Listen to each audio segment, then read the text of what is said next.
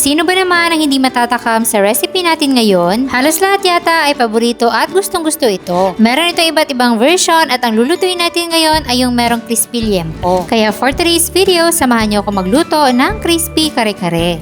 Uunahin muna natin yung liempo, so maglalagay lang tayo ng konting tubig dito sa kawali at meron tayong 3/4 kilo ng pork belly. Lalagyan natin yan ng sibuyas, bawang nakasama yung balat, dahon ng laurel, pamintang buo, at konting asin. Papakuluan natin to ng ilang minuto hanggang sa lumambot yung pork.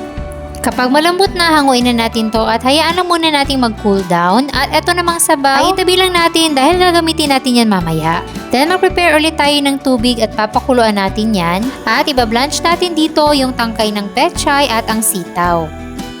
Mabilisan lang at wag natin i-overcook. Then ilagay natin to sa lalagyan na merong malamig na tubig para mag-stop yung cooking process. Sunod natin ibablanch yung dahon naman ng pechay dahil mas mabilis itong maluto. Then ilagay din natin to sa malamig na tubig. After nya na isunod naman natin yung talong. Piprituhin naman natin to.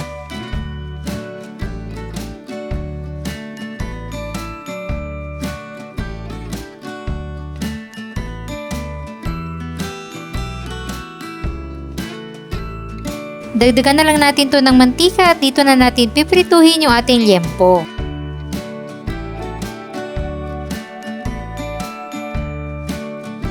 Tatakpan lang natin yan dahil masyadong matalsik yung mantika. At kapag babaliktarin na natin ay hinaalang natin yung apoy. Ibalik lang natin sa high heat kapag natakpan na natin ulit para hindi tayo matalsikan.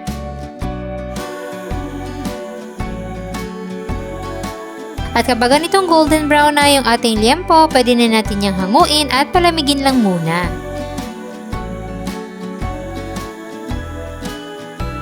Dahil gagawin na natin yung ating pinaka-sauce, maglalagay lang tayo ng konting mantika at anato or atswete seeds. Hinaan lang natin yung heat kapag nagigisa tayo nito at kapag nakuha na natin yung tingkad ng kulay na gusto natin, ihiwalay na natin yan sa mantika. Then igisa na natin yung sibuyas. Next, yung bawang.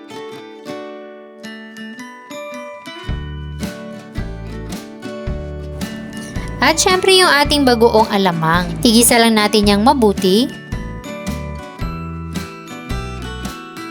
Tsaka natin ilagay yung pinagpakuluan natin ng liempo kanina. Dinagdagan ko lang ng konting tubig para mas marami yung sarsa.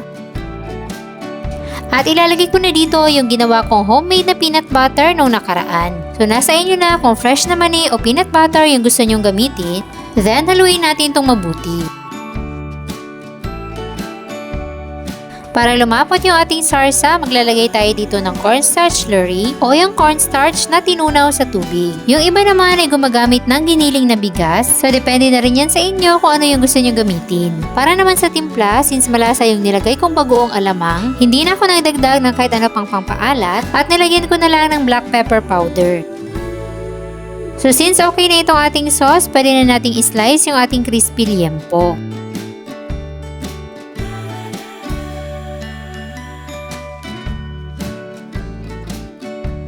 At pwede na tayo mag-plating. Unahin natin yung sauce. Next, yung mga gulay na pechay, sitaw, at talong. Yung iba ay naglalagay din ng puso ng saging. Then, ilalagay na rin natin yung ating crispy liempo.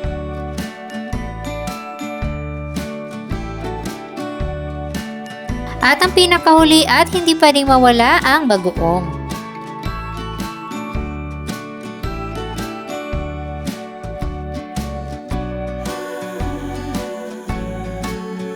Classic talaga itong kare-kare dahil kahit anong version ng gawin mo, hindi papalya sa sarap.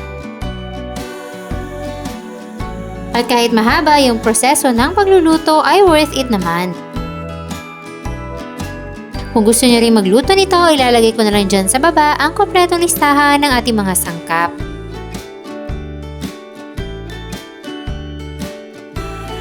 At sana'y nagustuhan niyo ang ating recipe for today. Enjoy!